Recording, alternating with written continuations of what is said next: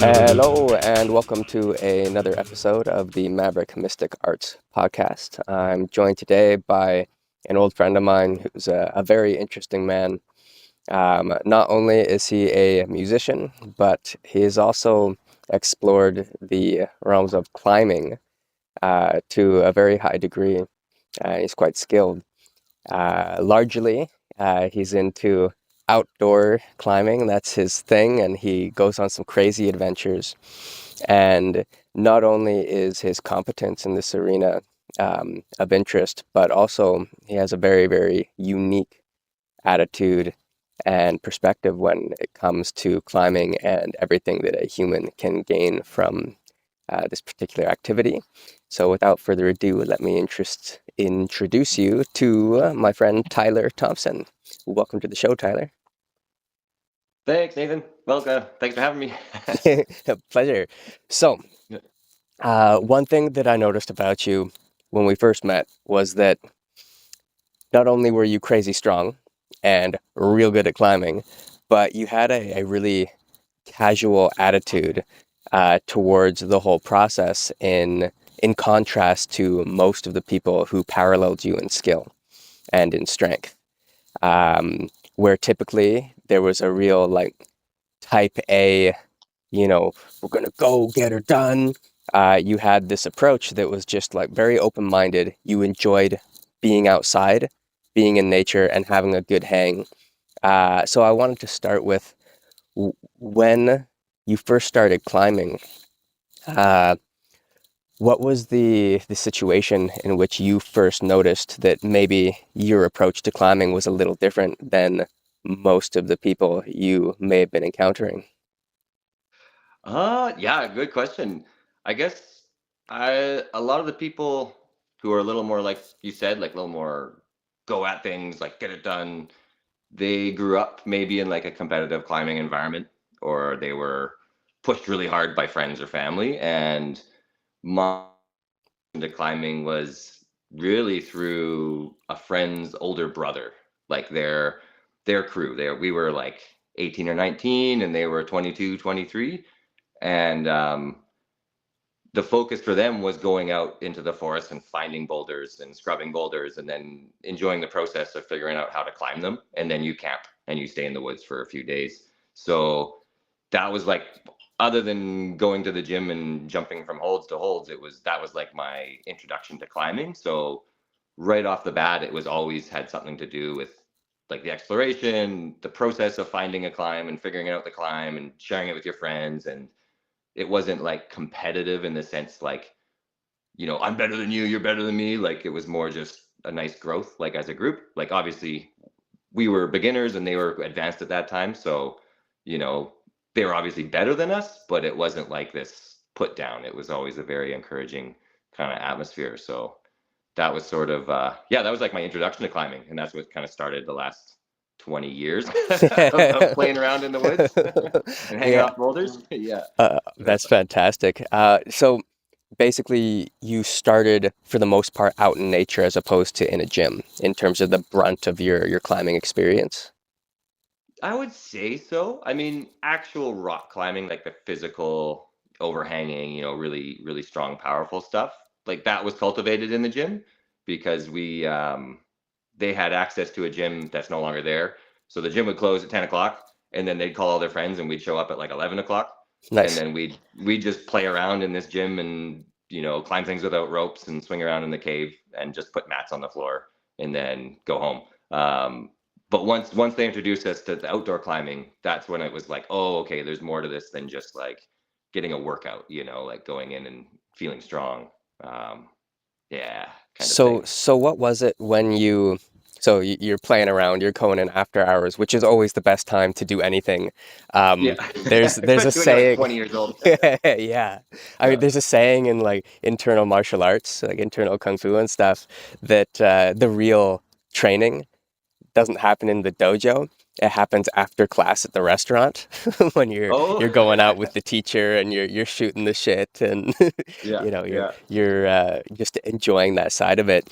Um, for sure. so you're in the gym and then you venture into this outdoor realm of climbing.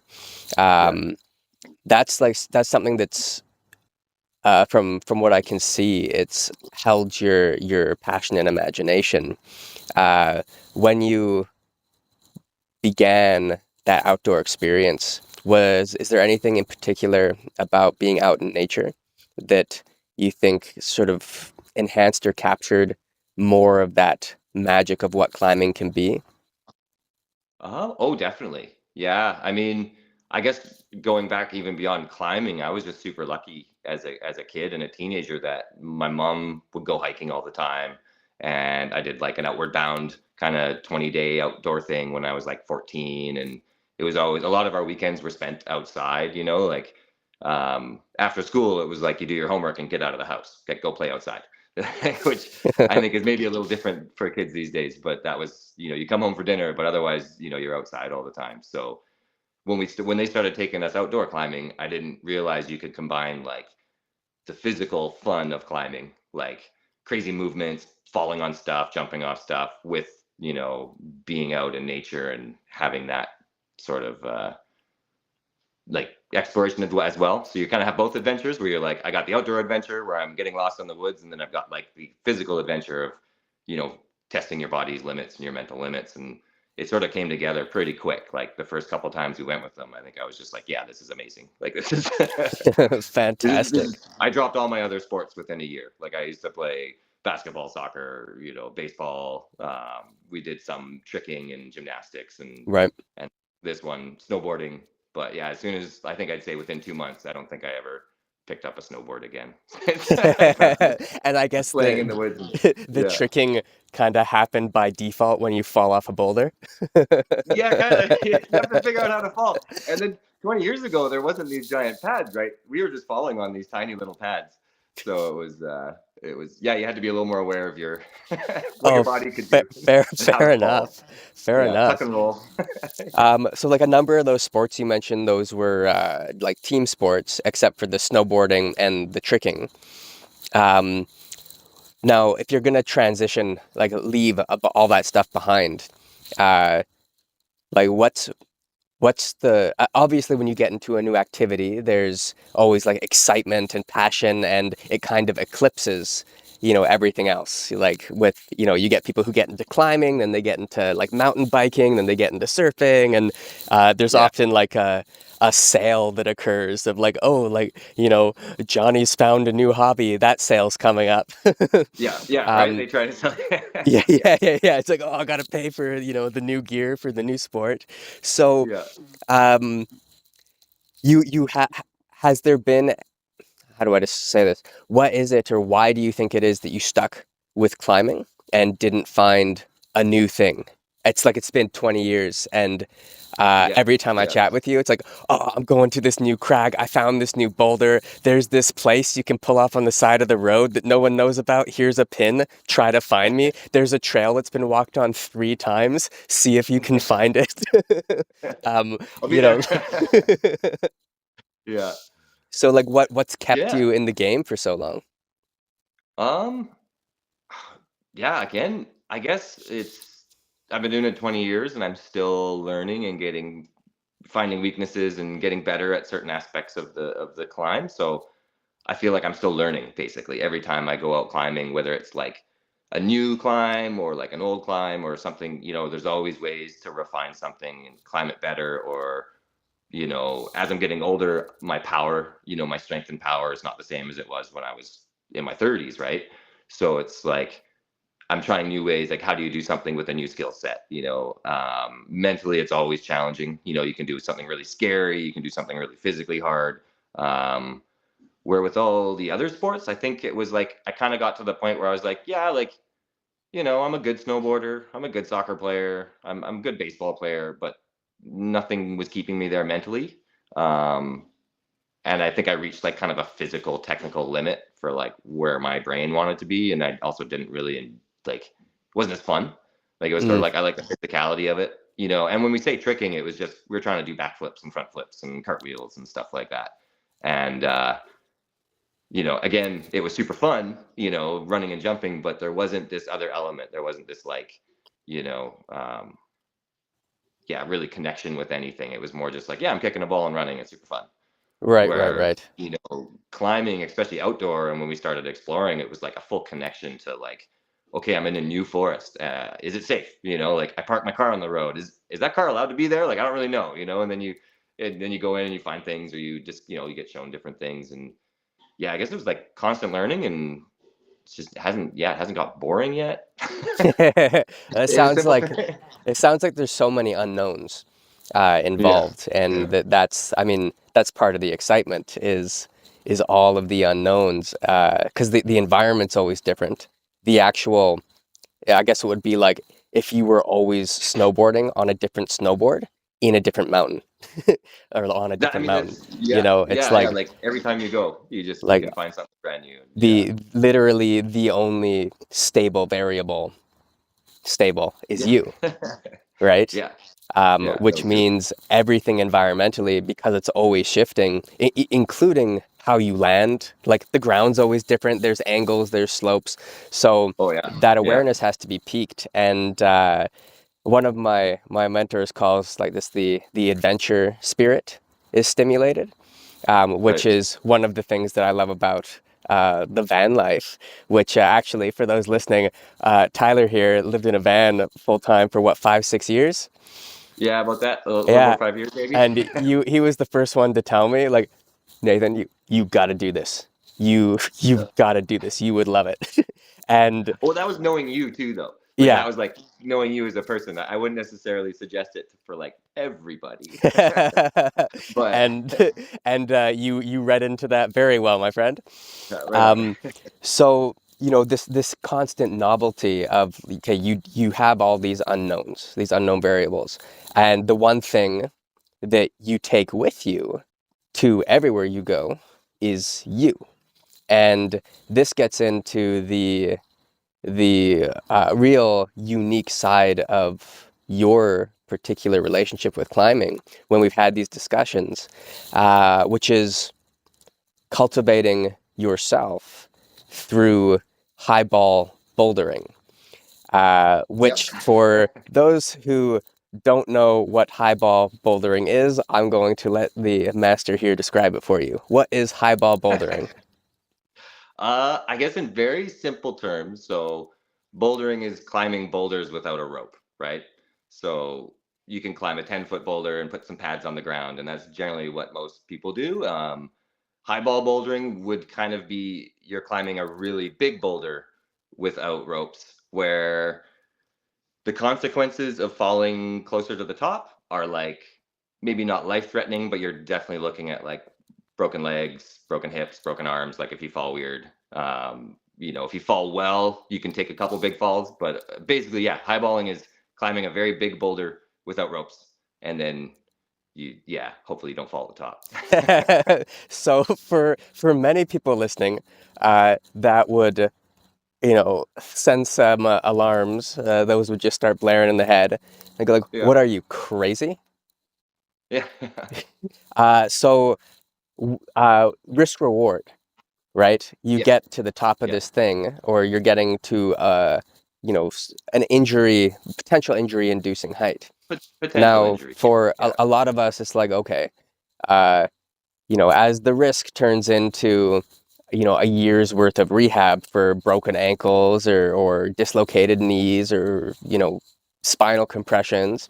And this is yeah, all assuming that you land somewhat safely, yeah. No, those yeah. are still the Trying to take potential it. injuries. So, what is the reward or the incentive as you start getting into these more and more injurious zones, potentially injurious zones?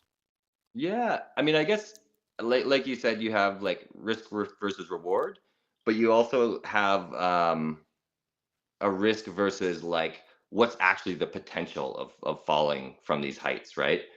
So like the risk is always the same. So if you're 30 feet up or 40 feet up, which is high ball bouldering, which is different than free soloing. Free soloing is like, you guys, whoever's listening should check it out. That's basically climbing huge cliffs without ropes where you're basically going to die. I don't do that. I do the little boulders where like you'll probably get hurt. If that makes sense. Yeah, the little 40-foot boulders. Yeah, like you're probably not going to die. It's just if you fall wrong, yeah, you might get hurt. But sorry, back to your question. So yeah, the risk is kind of always the same.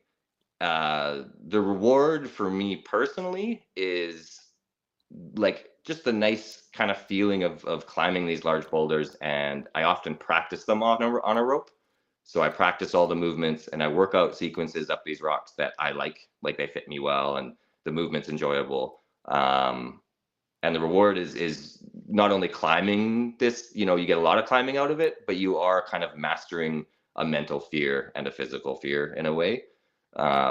Because I think it is important to look at these things and be afraid. You can't tell yourself you're not afraid. Like it's, you know, some people can turn that off completely, but for me, it's more just practicing. And then the reward would be the time I spent working on it. So maybe it's only 20 minutes and I can figure it out. Sometimes it's 7 or 8 days before I can figure out a safe way to do it. I have other climbs that I've climbed on a rope 10 times and I don't feel like the reward is worth it just because it's scary. And I get to the top of it, but I'm like, I don't want that feeling without a rope. So the reward would be like, you're in the moment. If you do it well, it's a pure 1 or 2 or 3 minutes of just, you're there 100%. Like you're not thinking about dinner or your friend or anything else. It's like your brain's turned off. You've practiced the moves. I guess from the limited martial arts that I've done with you, it's like kind of like a kata or like a series of movements, right? Where if you do everything perfectly and you flow with it, it's just a, I don't know, a great feeling at the top of it, and it can last for many days. Like it brings you into, for me, it brings me into a very positive space. I enjoy the people I'm with more. Like I'm sort of my frustrations and my irritability go away.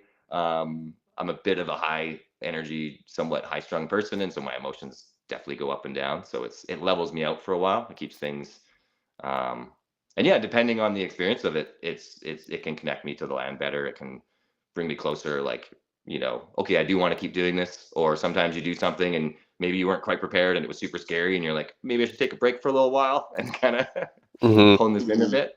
Yeah, but yeah, the risk versus reward. If it's an easy climb, I see there's very little actual risk because there's like a 0.1% chance that I'm going to fall, even though it's a really big boulder. Mm. But if there's a really hard part at the top, I give myself a like kind of 7 out of 10 or 8 out of 10. Like, okay, I can do this 7 out of 10 times, 8 out of 10 times. Then that's like an acceptable amount of risk for me. Does Okay. that make sense? Yeah, yeah. So it's Yeah. like the potential, like the many days potentially of increased calm and connection and all of these great things you notice when you do send one of these projects. Yeah. That is dependent on uh, the closer to a 10 of might fall potential. Exactly. Right. Yeah. Yeah. Yeah. Okay, that makes sense. Now, Oh, you mentioned a couple things that I want to revisit. One is mental fear and physical fear. What's the difference for you? How do you experience these and differentiate? And what's the underlying meaning, if any, in terms of a difference between the two, and how those would influence your preparation for one of these HighBall projects? sure. Sure. Yeah. Yeah. So, like, starting with mental fear, that one is like you have this big boulder you want to climb. Let's say it's, yeah, 40 feet tall, but the climbing is like quite easy. It's like for your level. So for me, there's a range of difficulty that I'm quite comfortable at. Um, so physically, I could just jump off the couch anytime and go do all these moves and climb this climb. But the mental fear would be, oh man, I haven't done this in a while. If I do fall, like let's say I screw up halfway, I'm falling, can I take a 20-foot fall? Like, okay, I can probably take a 20-foot fall, but now I get to 30 feet. It's like, can I take a 30-foot fall? It's like, oh no, like, no, something will break. And so the mental fear is like your self-doubt, recognizing the risk and not being able to turn that part off. Hmm. You can't start one of these things thinking you're going to fall or thinking about the consequences. You want to be climbing and having fun and looking around and being totally enjoying the movement. um, so yeah, the mental fear would be something if I haven't climbed outside for a while, like let's say I had 6 months of work and it was too hot or whatever, and I haven't been climbing outside. I'm not really mentally ready to jump on something that is like physically dangerous, or like there's a high risk of like, or sorry, the injury is possible. You know what I mean? Like you're climbing at a height that you haven't in a while. So I'll get scared, right? I won't be mentally ready for it. So I'll have to take time, maybe a few weekends where I climb like bigger and bigger boulders just to get kind of my head back. Like you're kind of Is it sort of like fear inoculation or stress inoculation? Like you're it's almost like you're vaccinating yourself against uh, higher and higher heights. So you're getting the competency back, and the only yeah, thing that's really shifting is your internal relationship to the height. yeah, to the height and the potential, even though it might be low, but the potential of like, you know, when you go and you stand at the edge of a cliff and most people get like those willies right in like the Yes, bottom of their stomach, yes, like making sure that goes away. So yeah, like you said, right, kind of an inoculation, or you're just building your mental prowess back up, like your mental fortitude. right, And because it's not fun if you, well, I'm not the type of person, it's not fun if I'm really scared. And it doesn't matter if I can do it or not. If I'm going to be really scared, I'm not that interested. So yeah, the mental fear would be adjusting and, you know, acclimatizing yourself to these, to being in these positions again, being like, oh, I have yeah, some exposure, okay, I can't fall here even though it's easy climbing. Can I down climb? Well, I can't down climb, so I have to keep going up. So you're taking into more the logistics as opposed to like the physicality of it. And then yeah, right. getting Okay, accustomed to it, like starting a 10-foot boulder, a 20-foot boulder, a 25-foot boulder, 30-foot boulder, and then you're like, okay, was that fun? Yeah, that was super fun. And then you're like, okay, now maybe I can do something hard and tall, because you've kind of done, done the mental preparation. right, and then you build Yeah. the body side back into it. Yeah. Yeah. So okay, so when we're exploring these like uh, getting rid of doubt, right? In Buddhism, for example, they have the five Maras or the five evils, right? And one Okay. of these evils is doubt. Okay. And so you mentioned, like as you were describing that, okay, it's got to be fun. You got to be enjoying the movement. That feeling of your stomach dropping out when you're at the edge of a cliff or on a suspension bridge or something, and you look over, that's got to not be there. So uh, there seems to be a very real change physiologically when you are having fun and when you are Yeah. enjoying the movement, and you've developed a competency once again when it comes to immunizing yourself with the fear and the height. Um, so then, how would you describe the change in your physical body when that fear dissipates? Because a lot of people go for fear and then, Mhm. just, okay, that's part of it. But Yeah. it sounds like you're kind of almost like a mixing board, in music, like you're kind of Oh, modulating yeah. through Yeah. that fear. You're cranking it down a little bit, and then things get a little Yeah. harder, it cranks up, and you're sort of shifting with that. Uh, like, tell me a little bit more about doubt and how it impacts your physical performance and also your like emotional and intellectual capacity to enjoy the space and the climb and the experience. Yeah. Yeah. I guess if I have like real doubt, like I'm doubting, why am I here? Why am I doing this? Do I want to do this? Can I do it? These sort of things that like tightens me up. So like I don't I don't feel like I've got the elasticity in my muscles. I feel more like a brick. I'm just like using all my muscles to try to make sure I don't fall. Um, and it also like it'll make the experience not fun. So unless I get in practice and I can get, if I just jump on something tall and I haven't climbed anything tall in a while, it's like the movement's clunky. I'm constantly thinking about making sure everything just don't fall, you know? So it impacts all those things. Yeah. Like, so it impacts your enjoyment of the activity. Um, Physically, I'm tight. I don't have any flow. I'm not, if you were to watch me climb in this state of doubt, it would look scary. Like you're like, oh shit, that guy's probably gonna fall, you know? Um, and then if it really persists and I'm in maybe a lower emotional level, like I'm, just not super happy or something, I'll start questioning like, oh, do I even want to do this thing anymore? Like maybe I should just go to the gym once in a while. Do I actually even want to climb outside anymore? Um, Oh, it Where if I hits put like in, fully. That's deep. I mean, especially for someone who's been climbing 20 years, that's a pretty yeah, outdoors and yeah, with yeah. so much joy, that's a pretty profound smack that's going on internally there. Oh, it can be, yeah. Because like personally, I don't put the same value on like small outdoor boulders. Like they're fun, and I go and I climb tons of small outdoor boulders. It's just it doesn't do anything more than like, hey, that was a fun problem to solve.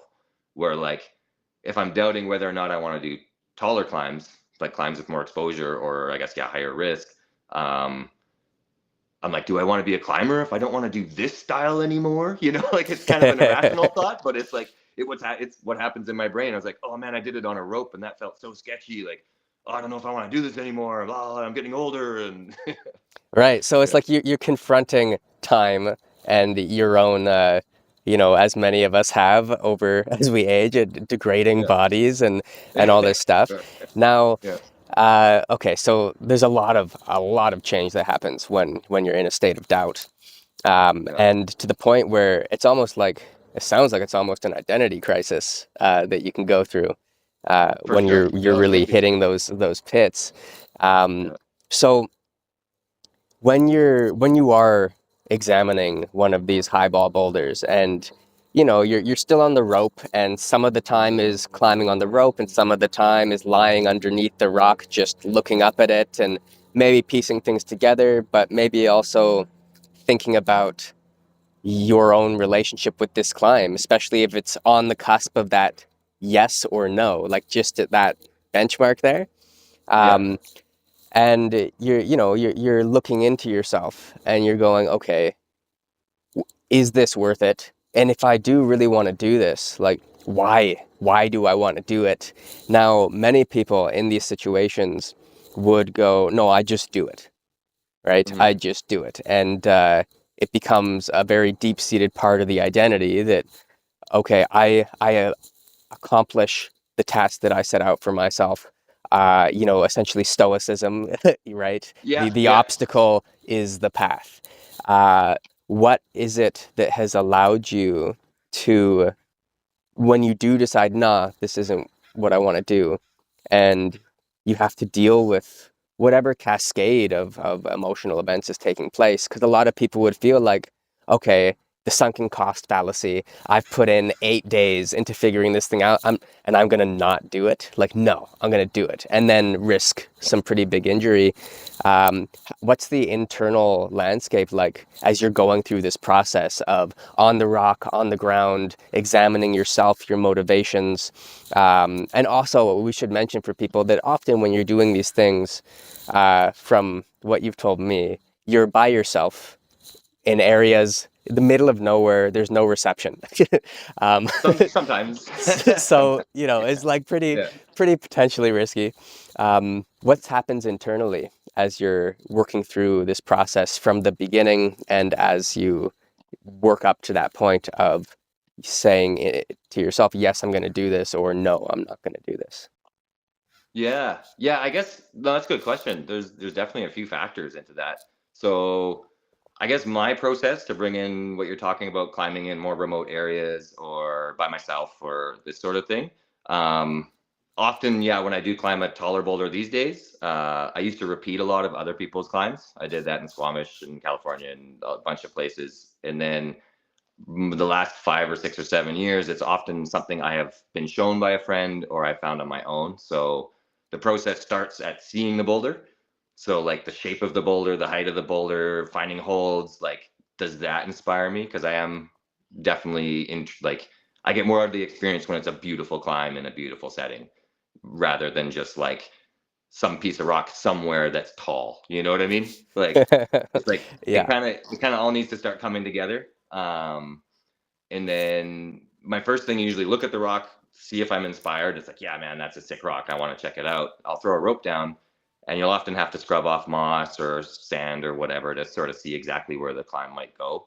Um, and then I start kind of trying the moves and start figuring out moves. And if those are super fun, then I start to get pretty invested. Like it's like, okay, that's pretty fun. You know, that's something I can see myself wanting to do. It's still on a rope. Maybe I'll play at the bottom without a rope to see if there's some moves that are hard or whatever. And then as I start figuring out the climb, I start sussing out like the difficulty. So if it's kind of hard at the beginning and then it's like super easy the last half, then that's usually something I'll almost always be like, yeah, I'm in. Cool, let's do this. Because the point where you shouldn't fall, the climbing is like easy. So I'll almost immediately do that type of thing. Like I won't even ask that question anymore. It's like, why do I want to do this? It's like, no, the last 20 feet is pretty chill. The first 20 feet are super fun, or 15 feet or 10 feet. And then I'll just like put it together and try to climb it. I guess when I start really thinking about, do I want to do this or do I want to walk away, is when there's difficulty at the part of the climb where like you shouldn't fall. So if there's like a 30-foot boulder and it's super easy up to 20 feet, and then the last 10 feet are like hard, where like you could potentially fall in every move if you do them wrong, that's when I'll start getting in my brain of like, okay, do I want to do this? Because that's what's going to take prep, right? For me, like, especially now, I'm not just going to throw myself at it. It's like I'm going to start preparing and prepping these moves, practicing the moves, and finding out if there's a reasonable way to get through. So that's where my scale might dip down to like 7 out of 10, 8 out of 10. It's like, okay, can I get it to that level?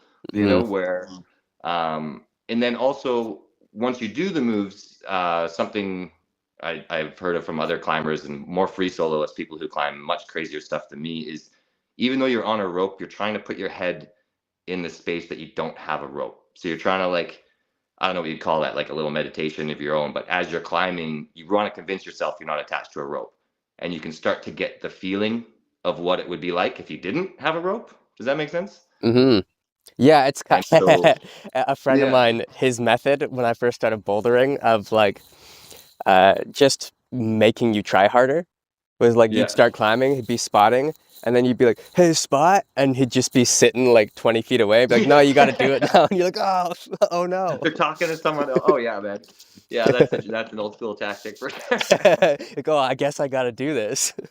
Yeah, But yeah. absolutely, so you're sort of future pacing in the moment and attempting to within the realms of more efficient safety, Well, find efficient, yeah, the moderate, same mental issues and increase the fear factors without the physical ramifications.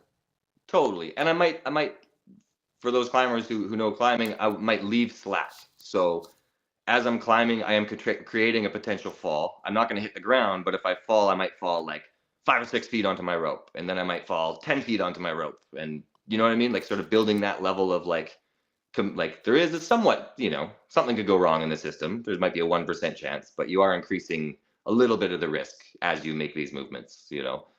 Um, but yeah, and so that would be sort of the next step. Like if I'm psyched on something, um, trying to figure out all the moves. Even if I haven't figured out all the moves perfectly, it's like, okay, does this excite me? Am I going to learn something from this climb? Like, is it going to mentally and physically put me through a new experience? I'm going to have to become better, smarter, more calm, more climb faster. I don't know, whatever it could be. Hmm. Um, and then once I'm at that point, let's say I've done all the moves on a rope. Let's go back one Oh, second. sorry. Yep. When you're at that point of this curiosity, what am I going to learn from this? What can this boulder teach me? And these lessons, what are some examples of these types of lessons, and how have they permeated out from bouldering and climbing through the rest of life, whether it's your own internal perspective or actions that you take in life, relationships. What are those changes and some of those things you learn, and how have they influenced you? Sure. Um, I guess like on the basic level, it's, taught me a lot of like patience. So like patience with myself, for learning something new, figuring out, a sequence. So a sequence in climbing would be like the beta or the movements you make, and they can be very, very specific. Like you put your foot on one crystal, it's wrong. You put your foot on a crystal a little bit to the left, hey, that's the right one. Like it's very intricate, right? So I learned the patience with myself to stick with it and don't get frustrated. Try not to get frustrated. Try to, be more present and open to any option. Like don't close off an option. You start playing around and having fun. And I guess relating that to like real life with like real relationships, it's, you know, being patient with other people. Like when I moved from the city to Vernon, it was like, no, when you're in the shopping center and you're going through Save on Foods, you can chat with the teller. You can have a 5-minute conversation and the person behind you is not going to get mad. And so and then when I'm the person behind, well, I got to have the patience to let that person in front of me have a good chat with the teller too, right? Like it's a smaller town. People they just talk more. It's a slower pace. I'm driving around. I'm not like, get out of my way. It's like, oh. So I think those kind of go hand in hand, like a little Mm. bit of, um, but yeah, like relating, I don't know, relating climbing to like real life as far as like life experience or like what I learned would be, yeah, and then there's a lot of balance too, like realizing when you're obsessed and when it's healthy and when it's not healthy. Um, it's like if I'm going to sleep thinking about something and I can't sleep because I'm thinking about it all the time and I'm not present with my family or my friends because I'm thinking about it all the time, it's sort of like, well, that's maybe not the most healthy thing in the world. So being able to like work on this climb and think about it, but then also be able to put it away for a while. Kind of be like, okay, cool, that's something I do want to do eventually next weekend, whatever.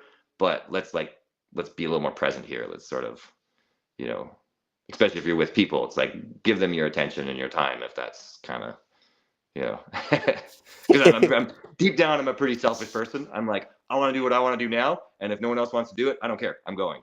So it's sort of like, The king of the Irish goodbyes. yeah, it's just like I'm out. Bye.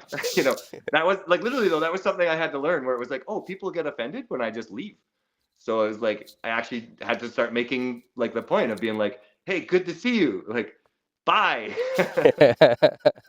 So I was like, oh, well, I guess that does, yeah.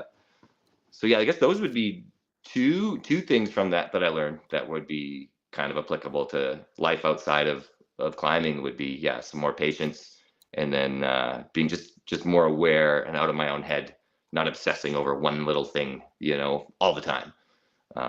Trying to just obsess over it when it's possible, and if it's getting unhealthy, we put it away for a while.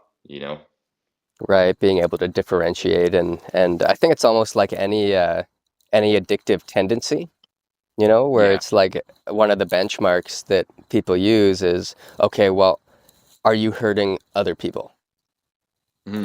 And if that's the case, then you start looking at it and you start looking at, okay, what is the value to you out of that thing? And is it worth the relationships deteriorating? Is it worth all the time in transit and all of that Yeah. stuff? It's a Yeah. lot that goes into it, especially when you're driving 6 hours for for a climb. For like one climb, Yeah, yeah, one boulder in the yeah, forest somewhere. yeah. 3 minutes of magic. Um, Yeah, if that. It's usually like a minute, minute so, and a half. Yeah. so the patience is a really, really important thing, and this we might call it like an embracing of uncertainty in terms of the length of time. Say, even if you're at a grocery store, and for those of you who don't live in small towns, if you live in a big city, we get very used to, say, like you mentioned, the grocery store and being in line at the checkout, and it's just everyone standing there. You can see the chests are tight and just go, Oh go, yeah. go, go. Like, why are you going faster? Yeah. If you take an extra 10 seconds to, hey, like, thank you so much, have a great weekend, how's your Yeah. day? If there's any prolonged interchange or exchange between you and the clerk, people, you can feel the anger behind you. And Oh then yeah, the if people you're behind you are like so mad.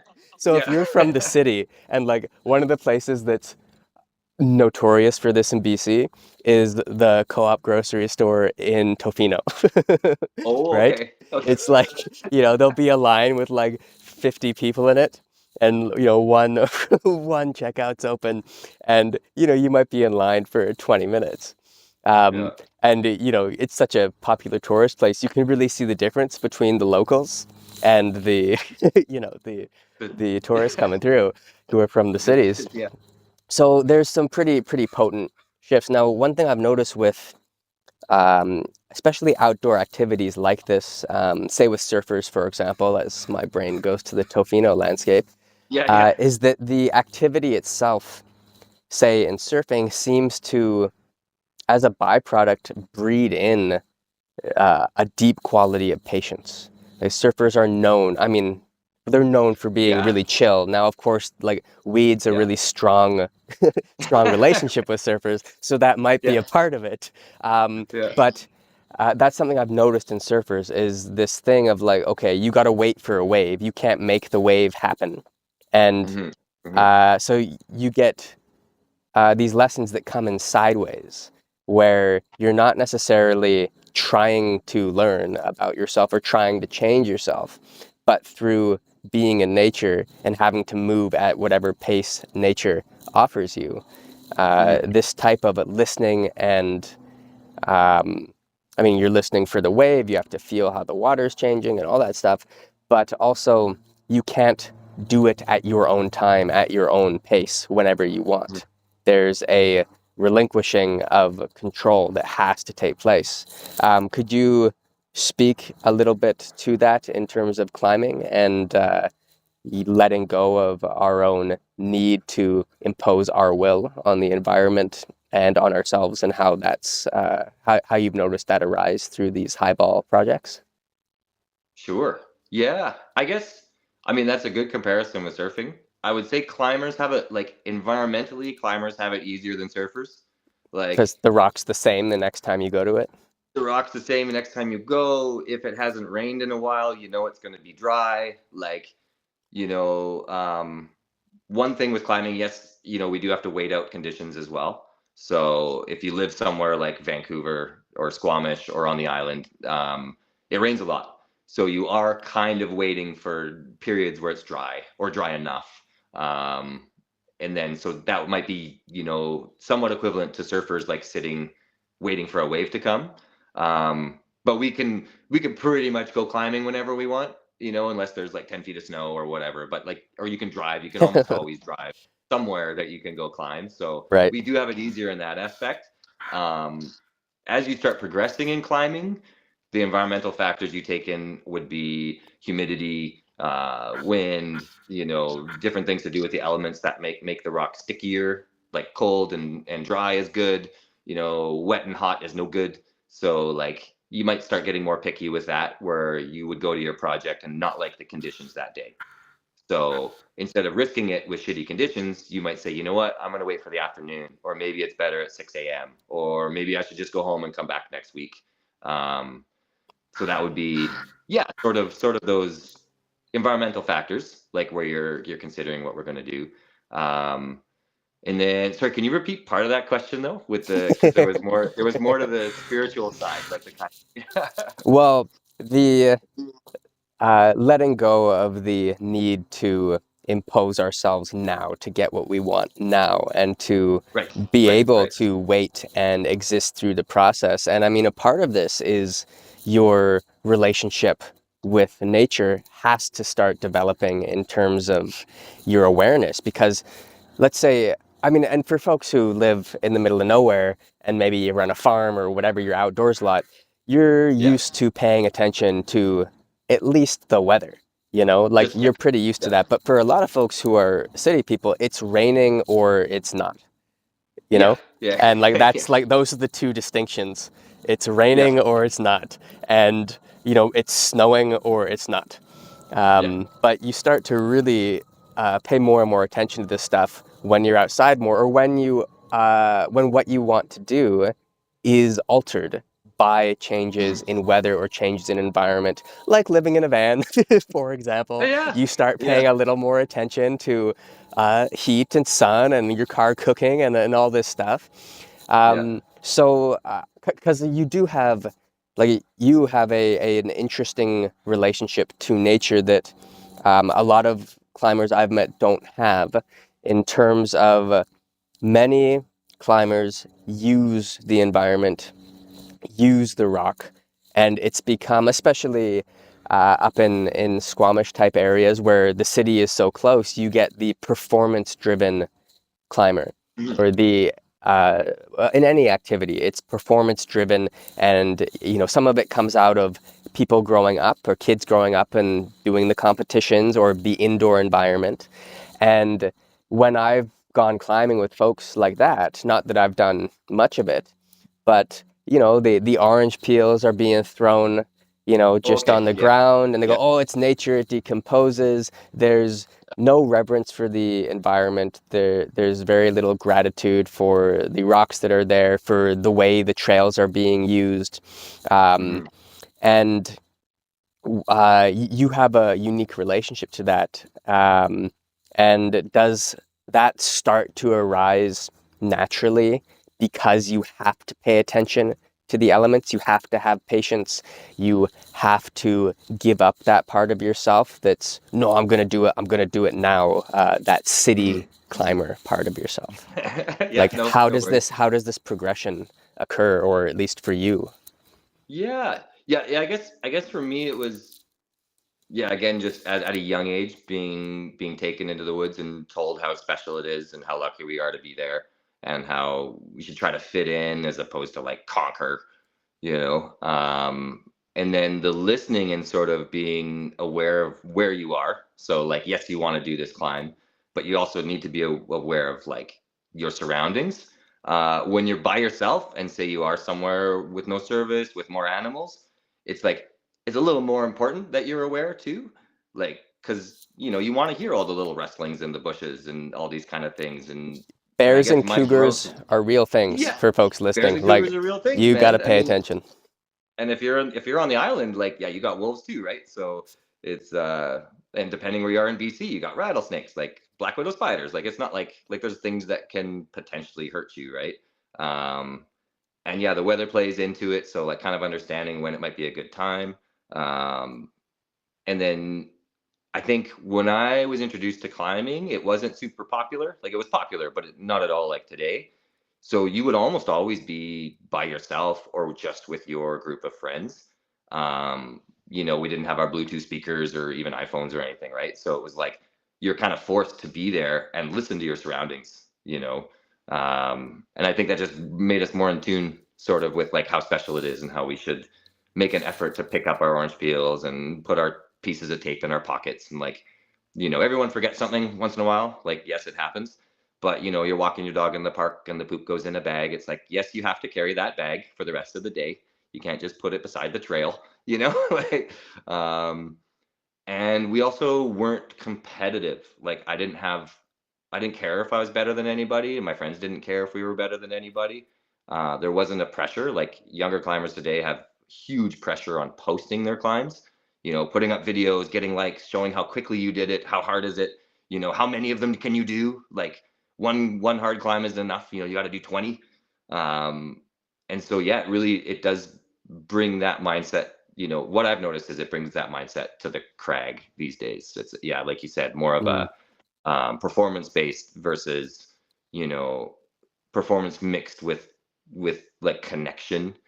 Like I've been lucky over the years. Like I have a little mantra when I walk into the forest. I thank the forest for having me. I say hi to all the animals. I let the forest know if it doesn't want me there, I'm out. Like give me a single signal. It Hmm. can be anything that I don't like, and I'll just leave just because I am visiting this land, right? Like I'm sort of coming in and doing my thing. And then and also letting it know it's like, if you put me in a situation, I will of course fight for my life, but I hope it doesn't come to that. I don't think it ever will, but let me know if you don't want me here. I'll leave is kind of like my little statement. um, and then I'll thank it, I'll protect my mom, my dad, my friends, thank you, blah blah blah, and then I'll just kind of get down to business after that, whether it's a hike or a climb or something. Where'd that, like, did that come from being a kid? Because this type of gratitude address when making our way into nature, this is something that is very close to my heart as well. Whatever I'm Yeah. outside, I mean, even inside, all the components of inside came from outside. So Yeah. there's still this this deep connection there, including all the components inside us, all the minerals Yeah. and liquids and everything. Like it all, we're Yeah. all connected in that sense. So this gratitude moving in through the woods, um, like what's that? One, how did it start? I imagine this gratitude process slowly evolved? Oh, Um, totally. Yeah. and when we are working through this, you probably have some contrast in terms of your experience climbing when you have engaged in this process and differences between when you haven't engaged in this process. Mhm. What is that like? How are they different in terms of your experience on the climb itself and approaching the climb? Yeah. Yeah, I mean, yeah, to get so definitely something that's evolved, you know, over my last number of years. I guess just through my mom and through different programs I did as a kid, it was sort of implied that you say thank you, you know? Like it wasn't like you had to make this big verbal statement. It was just in the back of your mind, like, just say thanks for letting me be here, and keeping us safe and blah blah blah. So that was something that had always sort of been in the back of my mind when I go into the woods Mm, or the desert or whatever. But it's definitely grown. Like I only really started making this like outwardly verbal statement like 5 or 6 years ago. I would say the previous 15 years of hiking and climbing, it was more just like in my head, like, oh yeah, I should probably say thanks, or like, or talking to you about it, being like you've always been in tune with that, and been like, oh yeah, Nathan talks to here, or my mom goes out and she talks to a tree or something, and I was like, yeah, I should do that, and then it sort of evolved into this like as I started doing this more and more by myself.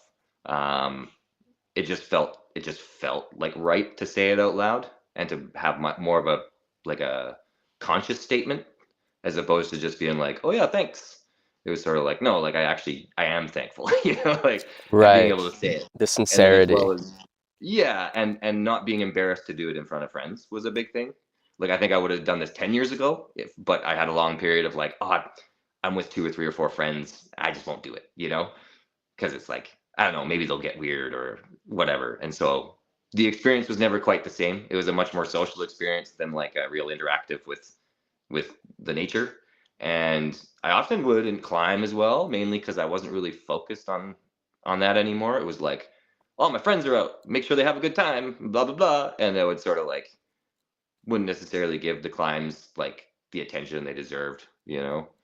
And so but then yeah, sort of getting over that and explaining my process to climbers and friends has allowed me to like, and the response has been like, wow, yeah, that's cool, I'm gonna start doing something like that. It's like, oh, okay, so I'm not super weird doing that. It's like, Mm.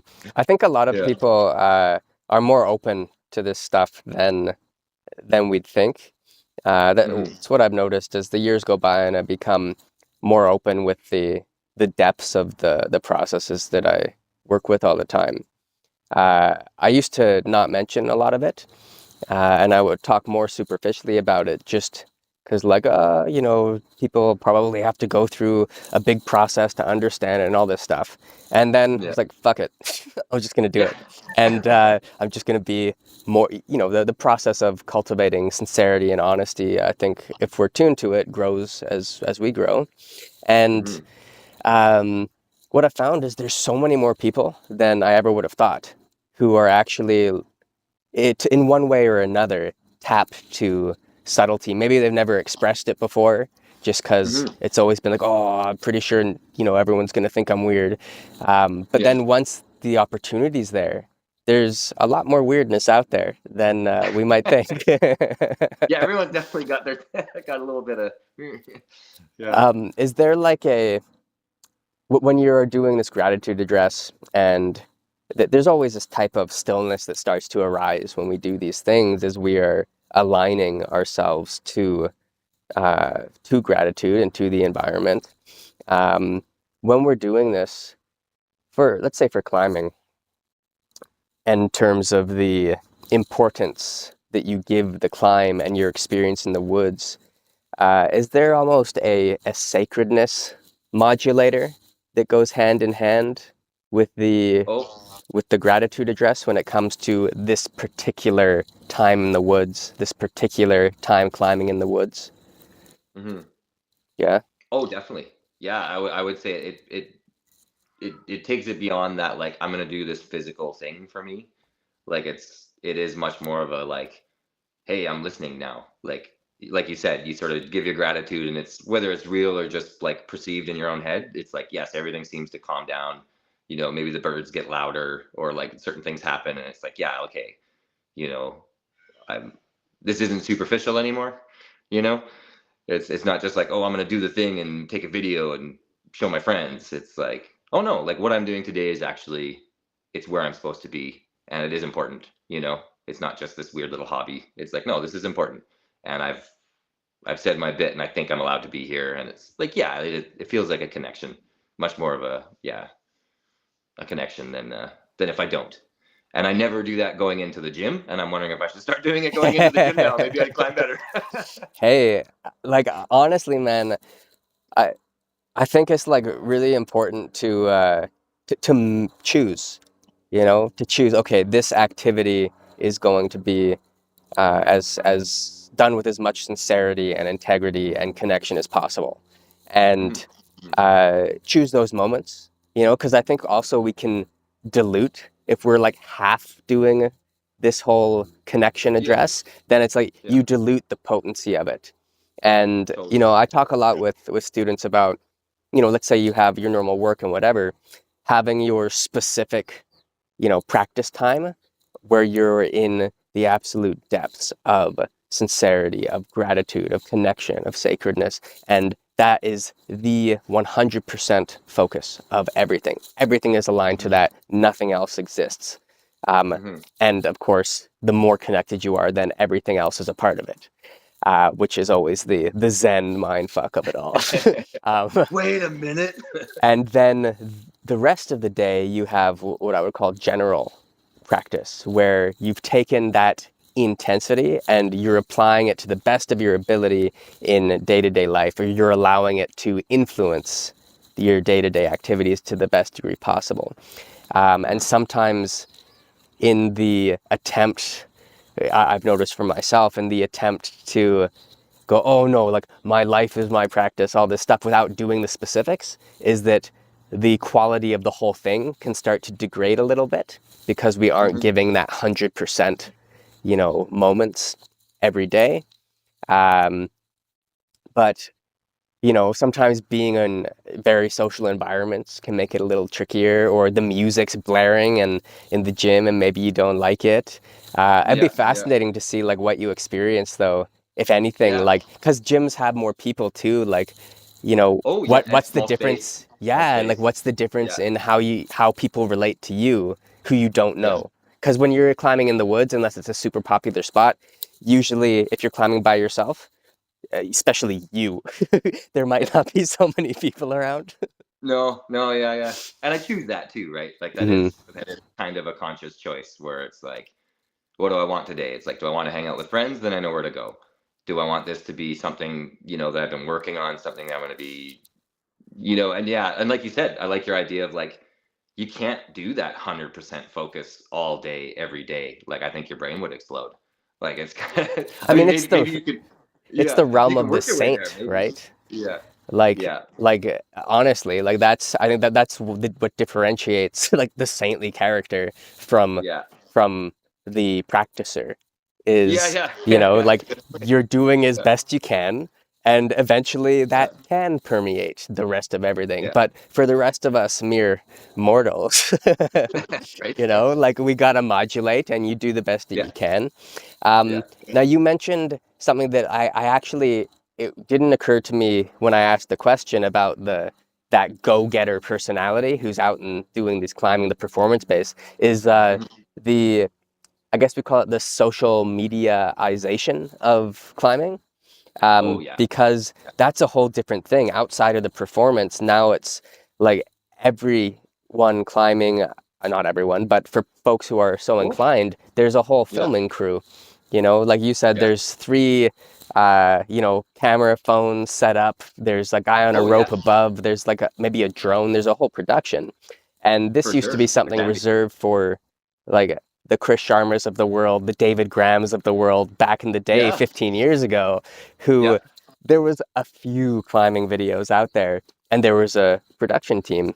Um, how do you think this like kind of way of being, the social media age, is influencing uh, not just the climbing, but also the other aspects that we've been discussing, the personal growth you experience through it, the connection, the reverence to nature, and Mhm. to your peers and your environment? Do you think it's in some ways enhancing it? Because more people can see the area, there's more exposure. Is it degrading it because of exposure? Is it doing both in different ways? and anything else that might pop into your head? Yeah. I mean, I think that's good. I think it is doing both.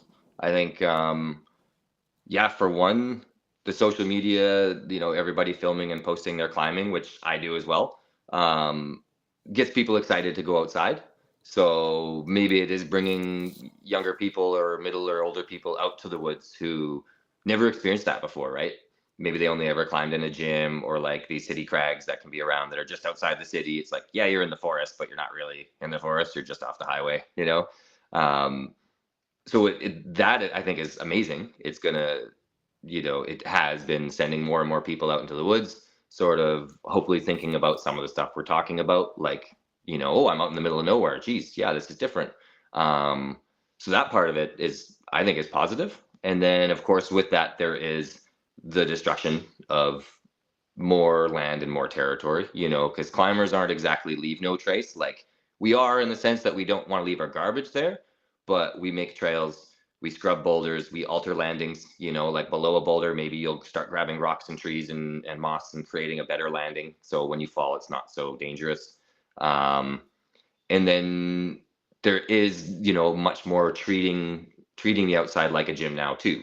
Like sort of, what's your purpose today? Well, I'm going with my crew and we're sending all these cool climbs and we're going to post about it. And you're basically just, now you're doing the same thing outside that you do in the gym. So I think it is sort of like you said, it's kind of both, right? Like you're getting people outside and some of them are totally connecting and having experiences and maybe having changes in their lives for positive ways. But then you do have the fact that there's so many climbers now and we're all out there exploring remote areas, creating trails, taking up habitat, destroying and altering habitat, that yeah, I'm curious to see where it goes kind of in the future with that, because yeah, it is good and bad, the way climbing has gone. And like you said, back in the day, like there was, well, for me, whatever, 10, 15 years ago, there's pro climbers, but they were literally the only people really out there with film crews doing these big things. And now it's like so easy. If you go with 10 friends to a boulder, everyone can pull out their iPhone. Someone can have a tiny little drone. Someone can be on a rope. Like you can have 10 angles on one boulder now, and you can have screaming and music and make it super exciting. And then you blast the music and like everyone cheers when you're done. And it's like, it is more of a like, I don't know. I don't know how you put that, but yeah, it's more of a scene, right? Um, so yeah, I guess I'm hopeful that like these groups, as they get older, like which is where I'm at, is you start respecting it more and more, and you start caring less and less about your image as a climber. Like when I was younger and I was starting to get halfway strong, I did care that other strong climbers knew I was strong. And now I'm kind of like, I don't care if anybody thinks I'm strong, and I don't care if I fall in front of everybody at the gym. I know what I want and what I'm going to do. And so I have a lot more like self-confidence to be like, I don't care what you guys think. I know I'm doing something I want to do and it could be really hard, but I don't care that it's hard. And that sort of stems back to like the slow building relationship I've developed with like being in nature, I guess. And I think that will progress.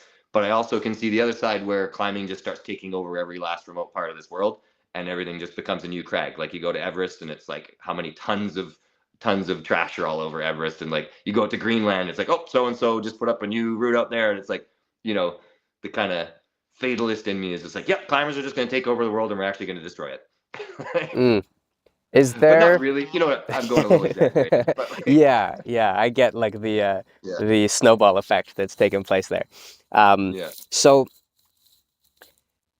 if there was someone or many someones who were interested in climbing, but maybe wanted to get, I hesitate to say the word more, but a grander or a wider spread of what you can get from climbing.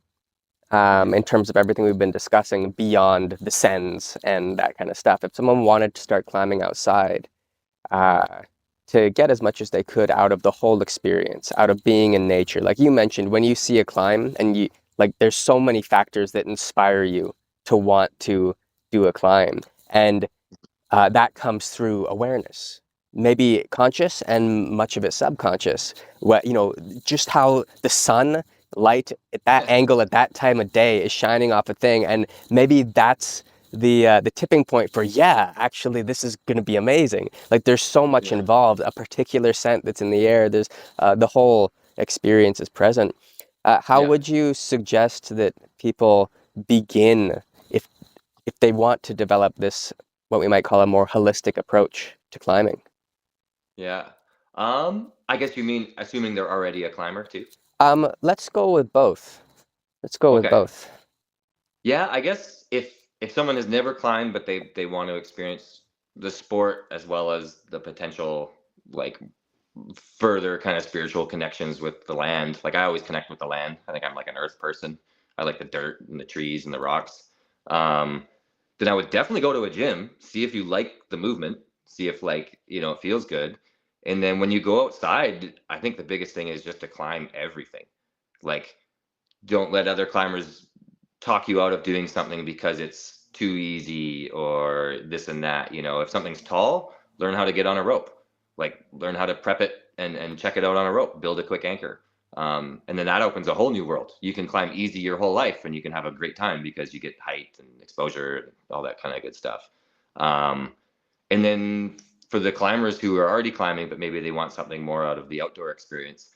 I mean, something simple would be like yeah, just starting a little internal mantra, like giving thanks, asking the land to protect your friends and your family, and asking permission to be there, like just straight up being like, can I be here, is it cool, like listen around and interpret what you want. But I think that would be a good start.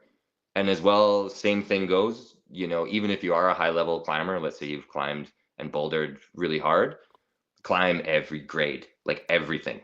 Like, don't just be like, oh, I'm a V10 climber, so I only try V9 to 12 now. It's like, no, you're a V10 climber, but you should still go out and climb all the HighBall zeros, ones, twos, threes, fours, like everything up to your physical limit. Um, I think you can get more enjoyment and you learn more about yourself that way because you're not always doing this like personal best physical challenge. Like, you're having to figure out how to flow, how to be mindful, how to like turn off that or turn on your brain or turn off, however you want to look at it. But like it becomes easier and easier to link into that flow state that everyone likes to use these days, where you're just moving. You're not Right. thinking about it. You have your little ritual, you have your breathing. There's a lot of different ways to breathe while you climb. If you need to have balance or calm yourself down or have a stronger core or do a huge giant move. Um, I would say, yeah. So for recap, new climbers, go to a gym and then just go outside and say thanks for being there. Strong climbers who are trying to find a connection, start climbing everything below your grade, every style, every height. Learn how to get on a rope, and as well have a very verbal statement you make to the land as you get there. And maybe friends will start doing this. I don't know. Maybe you walk into the forest, you have 10 people sitting there with their hands up doing an offering to like that'd be cool. But That would be cool. yeah, so that would be, I guess, my beginnings into there. And then spending a lot of time not climbing in the woods too, though.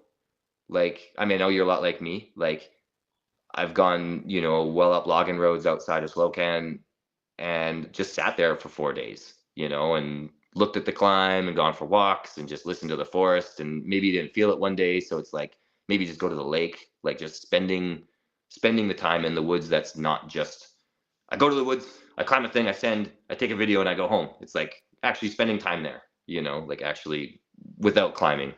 Um, even though climbing is probably your focus, but uh, I find that helps too, like sort of, yeah, it can be pretty connective.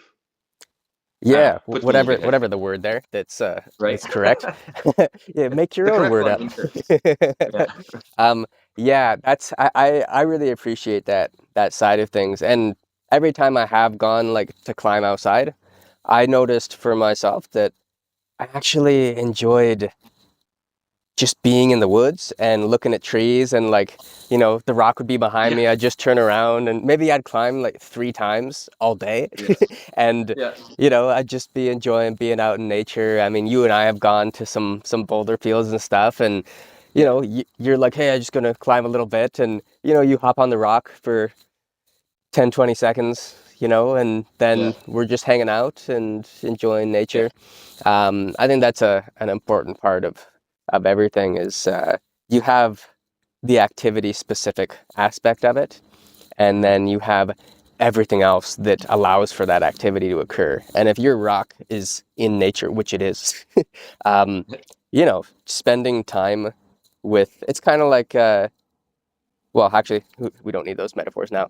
Um, it's part of the whole thing, the environment, the landscape, the waters, the mountains. Like that's where that boulder fell off something, Yeah, or it right. got dragged there by something, Right. and tapping The into earth that. erodes away, and Yeah. yeah. Do you think that cultivating some type of ecological understanding from a scholastic standpoint is valuable, like learning about the trees and the shrubbery, learning about the geology because you are climbing the rocks, how Mhm. stuff formed. Has that been of any interest to you on your path here? I mean, I think yes, to a certain extent. Like, I'm definitely not. I can't walk through the forest and tell you what all the plants are and what all the trees are, but I have learned what's good and what's bad for your environment. So, like, knowing if you're in the alpine and you find a boulder and you scrub off some lichen, that lichen might have took them years and years and years to grow, right? Like 50, 100 years to grow this one thin layer of lichen on a rock. Where, like, if you're in the forest and you scrub off some moss, there's a good chance that moss will be regrown next year, like, depending where you are. So, an Right. understanding of what your impact on the environment, I think, like if you're out camping, don't poop beside the river that might be giving might be giving you Yeah. water. maybe Like, maybe clean up your toilet paper and and all maybe that clean good up your stuff. have, Hmm. like, it's the same as your dog. Like, maybe you have a little contraption. Like, we used to have one of these things. It was like uh basically like a toilet lid with three legs and a bag on the bottom, and we took our crap out. Like, if you're gonna be somewhere for 3 or 4 days, it's like, yeah, you can dig a hole, or you can just use the technology we've developed as human beings to not even leave it out there. Hmm. Like, you could, yeah. So I'd say, but if you're more inclined, like if you're someone who is inclined to learn about the plants that you can eat, the plants that can be used for medicine, blah blah blah, that kind of stuff, then yeah, that'll totally enhance your experience in the woods. Right. Um, my main focus has just been, yeah, like, how do I leave the least impact? What can I do here? What's going to grow back? What's not going to grow back? Sometimes it's not worth it to scrub a boulder. Um, and then, as well as, no, I guess that's the geology part, is you sort of get to know rocks just by climbing on different rocks. So we were chatting about like the ecology, the understanding, learning about plants and animals, and all these other uh, knowledge bases that can enhance connection. Mhm. Um, Oh, yeah. to go on that point with animals, that's a good point. Yeah, know what's around you. Like, before you're going in, just get online or talk to people and find out if it's bear territory, or there's coyotes, or there's plants and stuff around BC, or other than like poison ivy, poison oak, stuff like that. It'd be good to know to identify stinging nettle, stuff that'll leave rashes and scars and itching. And then, as well as, if, like, are you in moose territory? Are you in bear territory? Is there cougars around? Like, this, not that it should deter you, but just be aware, knowing where you are and what might be around you for your safety and theirs, right? So, What's the uh, in your memory, like the brightest, scariest experience you've had with animals and that kind of stuff when out climbing? um, like, honestly, I've been maybe super lucky that my experiences have actually been very positive. I guess if we're gonna go with scary, this, like, for just like, oh crap, I'm in a shitty situation. I was working a boulder problem, a tall one, again up in Slocan in BC. I was about 30 kilometers up a logging road, and I was by myself, and I was hanging off this 30-foot boulder, and I hadn't figured out how to climb the top 10 feet or so, 15 feet, and I was just high enough where, like, you could probably stand on your tippy toes and touch my feet with your hand. And I heard, like, kind of grumbling in the forest behind me. Like, I heard this, like, rustle, rustle, rustle. "Urgh." And I was like, oh crap. Like, and so, like, swiveled around. I couldn't see anything. And so I just started talking. I was like, hello, hello, who's out there? What's going on? Like, hey. And I just heard this grumble, grumble, grumble. And I was like, oh crap. Like, I'm basically like a pinata, right? Like, Yeah, except I was in like, this case, the pinata is the food as well. yeah, right. And I was like, damn it, like, that's probably, where I was. It was like, yeah, probably a black bear or something, which are not necessarily dangerous, but they're super curious. And so, in my mind, I was like, well, I don't really want to rappel to the ground, but I also I don't know how to climb up the rock yet. Like, Talk about incentive. yeah, I was like, maybe I could just climb up and just let him pass through and he'll go through my stuff, but I didn't have any food anyways. But so I just started talking to him and I was just like, hey man, like, I'm here, I'm allowed to be here too. This is my rock. Like, and then heard a bit more grumbling, a few more bushes, and then heard this thing kind of walk away. And I was like, cool. Well, that's my clue to like maybe not stay here today. So like Yeah, luckily literally I was maybe 15-20 minute hike from my van, so I wasn't like that far out. And I didn't have food, right? Like that's something I do try to make sure when I'm out in these places. I don't want my presence to cause harm to any of these animals that's their home. Like if I go out there and the bear gets into my food and it starts enjoying people food, next thing you know, it's getting tranquilized and moved, or it's a problem bear and they shoot it and it dies. And that's a result of me being careless in the forest. right. So to me, that is part of it. It's sort of like, yeah, that bear just kind of told me, hey, bud, like, I'll let you get out of here, but maybe this is my spot today. Yeah, I mean, on the note of black bears too, every logger I've spoken with, like in terms of people who spend the most time in the way middle of absolute nowhere, loggers are Oh, high on that list. yeah. And everyone I've spoken to has said the story about black bears is that they're not so dangerous, but that in reality, they hunt people. I Um, mean, and yeah. those are the only people I've ever heard that from is loggers. Mhm. Everyone else who's mentioned bears to me, it's always like, okay, yeah, the black bears, it's kind of like, they're kind of like dogs or whatever, just make some noise, they'll go away. But every logger goes, hey, bro, watch out. Yeah. And Yeah. that Yeah. always like, it puts me on edge a little bit. Because when you look at how big those things can get, Oh, like dude. black bears can get big. And I've been Yeah. walking, like, sometimes I do these kettlebell walks. I take a 20-kilo kettlebell for a walk in the woods for Yeah. anywhere from like 3 to, if I get lost, to 8 kilometers. And it always sucks when you Yeah. get lost with that. But Oh on one man. of those occasions, I get lost I, all the time. yeah, all the time. Yeah. Because it's like you're always somewhere new. So, of course, Yeah. we're getting lost. So I'm walking with a kettlebell, and literally 10 feet in front of me, this big black bear is just walking up the trail. I turn a Yeah. corner, he turns a corner, and we're just looking at each other, and it's a little confused, and I'm a little and I'm like, so holding a kettlebell in one hand, pull a Yeah. knife out of my pocket with the other hand. I'm like, Yeah. like, well, let's try to make some noise. And that Yeah. seems to be a decent rule of thumb that most people go with is you make some noise, not necessarily too aggressive if it's not being in your face, but loud and Mhm. let it know that you're there.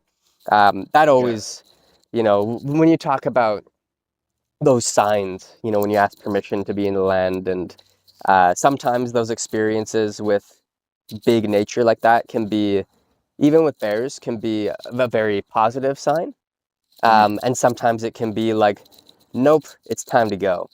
Yeah. Um, Yeah. and a lot of this is like your internal interpretation, and the more aware you are of the environment and of yourself and how you feel, uh, Mhm. that can play a really, really big role. Oh, I Um, think. and Yeah. developing discernment too. Like, 'cause sometimes you're in a bad space and Yeah. everything is a bad sign. And it's like, well, or you're just like ebullient all the time. And it's like, Yeah. oh, oh, this bear almost ate me, but it didn't. Yeah. That's an amazing sign. um, Yeah. Well, maybe I don't know for you. so, Yeah. like discernment and like cultivation of our own perceptions needs to be strong enough that we can move beyond, these habits of whatever we bring with us into the woods Mhm. and try to Mhm. see, a little more truthfully, a little more clearly, what might be going on there in the background from the energetic landscape. For sure. Yeah. And like you said, I mean, I always talk. If I'm by myself and I'm hiking, it's like I'm talking to myself, I'm talking to the woods, I'm grunting. Like if I hear something that's off for me, like, oh, that's a big animal, I'll make myself sound like a big animal. What are you doing? I'm here. Like, kind of. Yeah, you also do that in line if you're getting a coffee and someone's too close to you. Yeah, get away from me. Yeah, when Yeah, you bring the wild man into the city. Um, yeah, right. And Absolutely. yeah, yeah. There was a couple other things that I wanted to ask you about. So you've mentioned paying attention to the land, and you've also used the word territory a few times. Sometimes referring to animals and their territory and what type of space they need for living and stuff. Um, is there a differentiation between land and territory? What you're referring to beyond the animals, radius that they might encompass for their home? Oh, yeah. I mean, if you're so yeah, yeah, something to take it beyond animals would be like, whose land are you on as far as people, right? Oh, you go So, on. Do a lot of climbers go onto private property for this kind of stuff? um, I mean, I would say there's generally a like, especially like, even when I was growing up, like learning how to do this, it was sort of you just kind of play in the woods, and we might know we're in someone's backyard or someone's land, but if we never see them and they never see us, like no big deal, and that sort of thing. And I would say that's sort of a tendency of climbing culture. You see something you want to climb and you just go do it. Um, and so these days with so many climbers, yeah, I'm, especially over the last 7 or 8, 9 years, I'm much more aware of, okay, whose land am I climbing on? Am I allowed to be here? Is it private property? Is it someone's backyard? Is it land someone else owns, like outright? Is it First Nations? Is it unceded territory? Um, and then if you're kind of out there and you realize, oh man, this is someone's land, it's like we've been really trying to make an effort more these days to get in contact with those people and let them know what you're doing out there, and whether it's okay that you're there. Can I climb here? Can I make a trail? And for some people, it's like, can I publicize this area? Can I put a map out there where thousands of other climbers might come check it out eventually? So yeah, kind of just like actually doing a little more research now of where you are and who you might be impacting and whether or not you're allowed to be there. I think is more important. Yeah. This is part of the like community development around the whole sport and activity. Yeah, yeah, yeah. Just being transparent now, I think, is a lot more important than it used to be, just because It's of the amount of climbers. mm, it seems peculiar, like you mentioned, like publicize it, to Yeah, publicize somebody's backyard. Like yeah, yeah, to suddenly have like 10,000 people or whatever, 100 people just showing up in your yard. You yeah. just, wow, what are you guys doing here? What are you So doing? Yeah, consideration for the entire community and ecosystem from a larger standpoint that's involved in everything, every aspect of what it is to be climbing, including the property it's on, including the animals, the plants, the wear and tear on the landscape, all the garbage, everything. yeah. And what is the role of community for you in this? Um, yeah. I mean, I guess the role of the community would be to be aware of everything you just listed. And if you're going with new people and you're a more experienced climber, especially an outdoor climber, just trying to bring this up and talk about it as you're going climbing, you know like, hey, we're out in the boulder fields in Kelowna. It's like, what kind of animals are out here? What's that plant? What type of rock is this? Like, being curious and answering questions. And Mm, for us, when I was a younger climber, we had mentors, right? We had older climbers who were much more physically better than us, mentally stronger, and they'd spend a lot more time in the woods. And so we learned a lot of this as part of this like friendship slash mentorship. And I think there's maybe less of that these days. I could be wrong. If someone's listening and they have great experiences with being mentored recently in the last 10 years, great. mm, But I feel like it's a lot more like a bit of a free for all now. Like, you go to the gym, you like climbing, you start going outside, all you and your friends start going outside, and that's sort of the deal. Where, yeah, I guess I'm seeing less actual outdoor mentorship. Like, you have coaches in the gym that teach kids great values, how to be good people, how to climb better, obviously. But outside, I don't know if there's as many like community leaders anymore. Um, But yeah, the role of community, I think, would be to encourage each other to respect where you are and be aware of where you are, and and having that patience and just being like, hey, if someone's super close on a climb, but they're just shredding up their skin, it's like, hey, man, maybe you take a few rest days and you'll come back and do it first try next time, like having people regulate each other as well. Like, because I don't know, I've been guilty of that where you just keep going and keep going and keep going and you're actually destroying your body. So And what's it's like, that like? I don't know what that's right? like I at don't all. know. Dave, have you ever had issues with injuries? No, my body's perfect. Yeah, same. Uh, absolutely. Well, I mean that mentorship thing, man. That comes up in all fields. Is like especially just as the years go by, that mentorship is less and less available, and Hmm. a lot of what seems to crop up as mentorship uh, is a little bastardized by the social media izing of what that is. So you get like the big, expressive, loud, you know, expression of "Yeah, I'm a man, we're kings, we're blah blah blah," and all these Yes. guys yelling at each other and Yeah. hyping themselves up or whatever it is.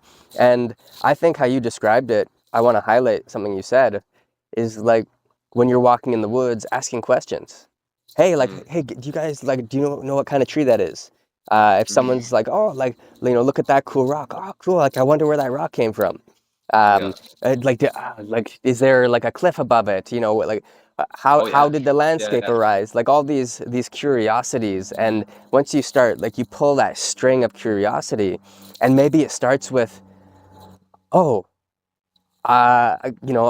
you're in a climbing gym. And, oh, I really like the way this movement feels, and that's something you brought up a few times during our chat today. Is how climbing feels, and that's what drew me to it. Is that I loved moving on the wall, as Yeah. I have Yeah. this background since I was a kid with Tai Chi, and Oh I yeah. loved Yeah. moving on the wall. I loved how you could change, like, make these subtle alterations in posture, and how that would change your relationship with gravity, and you change this angle of your foot and suddenly you can stay on the wall. Your foot Yeah. shifts a little bit and suddenly you can't. Like, all this is crazy. And I Yeah. Yeah. loved the Super flow and the subtle. movement. And so, Yeah. you find an aspect of this that you enjoy, and then you pull a thread, and suddenly 20 years later, you know about plants and, like, medicinal edible plants. You might know also about animals and ecosystems and ecology. You might have a community of people all over your area who you've actually cultivated friendships and relationships with, who Oh maybe yeah. aren't climbers. Maybe they're just in the area, and you've spoken with them. You haven't been rude to them. You've acknowledged that they live there and that they exist and Oh that you man. respect them, and there's a Yeah. community that evolves out of it. You have a gratitude practice that comes out of it. You have Yeah. connection practices. Like, you pull the thread of that curiosity, um, Yeah. and you see how it unravels. It's absolutely fascinating. Like, what kind of richness of tapestry can be uh, woven together over the Oh yeah. decades. Yeah. And I mean, to continue with that point, it's like I have friends who I started climbing with who are my age or older who don't climb anymore, usually because of injuries or just life gets in the way. But they go snowshoeing all the time, or they, purposely go on very long, slow walks through the forest. Like, it hasn't left them, just because they don't climb anymore doesn't mean they're not still in this mindset of like, oh man, I need to be out in nature and I need to give my thanks and enjoy the land and try to, like you said, cultivate relationships with people. And like when you do that too, selfishly as climbers, when you actually reach out and take the time to talk to people and ask permission to be on their land, you actually get way more access because they know who you are and they know what you're doing, and so they could be like, yeah, do it, like, go nuts, have fun. Where when you're sneaking in for like certain little problems, you might lose access, right? Because what if they find out and they don't want you there? Well, now you can't climb there anymore, right? And so if Right. you take the time to develop the community selfishly, often you have access to more climbing and you And can spend more time. they might know of Yeah. places that, like, you would never find. Yeah. Like, oh, there's this rock around this other side of this hill that have you seen that? You're like, no. Yeah, no, totally, totally. And it's happened. Like this happens. It's not just a dream. The climber's pipe dream. Um, Yeah. that's hilarious. So, okay, that's like, man, that's a pretty good foundation of all the great things that can come out of climbing. Um, what is it? You've been doing this 20 years. This is nearing the last of the questions I think I'm going to be asking you today. Okay. You've been doing this for 20 years and or more. And Yeah, about like 20, 21 years around there. yeah, so that's a lot Yeah. of time to go through the fluxes of injury and recovery, of motivation and lack of motivation, of not having energy because you're, working crazy hours and you don't have the time, and like all this stuff. What is it today that is exciting for you and is inspiring you to continue with this whole climbing path of connection and growth and of course just the sheer joy of moving on rocks and that fun Hmm. aspect of it as Hmm. well. What's Yeah. the exciting thing that's that flame under your ass today that's lighting Yeah. your way? Yeah. I mean, like you said, the movement. So moving on rock, getting lots of moves on a rock. I love the feeling. So I think I came to a decision quite a long time ago. Like, yeah, I've had a lot of injuries as well, but I was like, yeah, if I don't care. Like, if I get too injured where I can't climb at a high level, am I going to quit climbing? And I think the answer I've always had is like, no.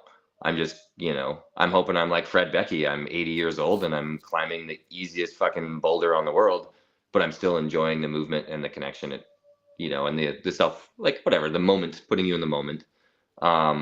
But physically, I'm still capable of quite a bit. So the continual learning, like finding difficulties and movement patterns and little problems and projects, is just still super exciting to me. And I have to figure them out differently now than I would have 10 years ago because, I just won't be that strong or powerful anymore. But it doesn't mean I can't still climb a lot of this stuff. It's just I have to be smarter. I have to be a better climber.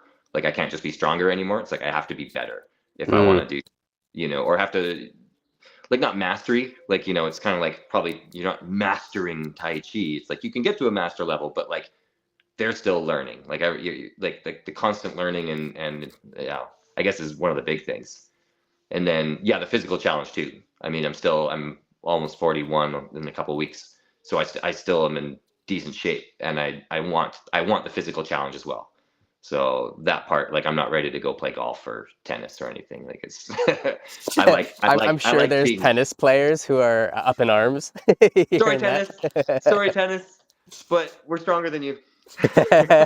Climbers, like for anyone who wants to develop like weird types of strength without Yeah, realizing it, climbing I've found is one of the best ways to do that. It's so fun and yeah, addictive that you don't even know that you're getting stronger until, like, I didn't even know I could do a pull-up, yeah, and then suddenly it's like you can do 20 pull-ups and you like yeah. you just try it and you're like, whoa.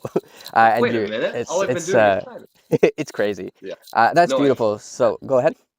no, that's it. That's good. Yeah, Okay, cool. So that's like, a lot of growth that's just a constant part of the path and keeps yeah, spurring you on. That's yeah. beautiful. Um, Just I'll loving it. Like honestly, like loving it. truly, just loving the whole package of like the process of doing a climb or an easy one or a hard one. Like just enjoying all of it. Like I haven't got bored of it yet, I guess is a simple way. Yeah. Nice. I love it. And for anybody, find something that you love doing and do it. Like, Yeah. I think that's one thing that everyone, just whatever it is, you can find so much value in it. Maybe it's gardening or Oh, whatever. If you just yeah. find something that you love, do it, every day and watch what happens, every day, like within reason, and Yeah. Yeah. Yeah. Some watch stuff what hurts you. happens. Yeah. Exactly. I can't um, climb every day anymore. Almost. But, yeah. recovery. Yeah. Um, Yeah. I'll keep you on here. I'm just gonna close out the show for everyone listening. Thank you, Tyler, for coming on. If anyone wants to check out more of you, if you want that to be public, how can people find you? Yeah, I mean, I do have a YouTube and an Instagram account. I wouldn't say I push them, but if you want to check out some of what I'm up to, you can check out my Instagram and my YouTube. I What think I are have those? 60. Oh, my YouTube is T Thompson Dog. I think that's the channel name. Yeah. Okay. And then the Instagram is softt83. Cool. And I'll get you to text those to me, and I'll throw them in the description on the YouTube. Sure. So thank you again for coming on and for sharing all your experiences with climbing and everything that it's brought to your life. It's been really fun to catch up this way. Right on. To everyone listening, thanks Nathan. Thanks for having me. Yeah. Oh, pleasure, man. To everyone listening, hope you enjoyed this. And if you're interested in more of what I do, you can check out the link for the website. There's a 7-day retreat coming up mid-November out in Powell River, BC. We'll be doing the first couple of days of energy strength training and then moving into some pretty profound depths of meditative experience. So you're welcome to get in touch if you're interested in that. All right, thanks a lot. Bye.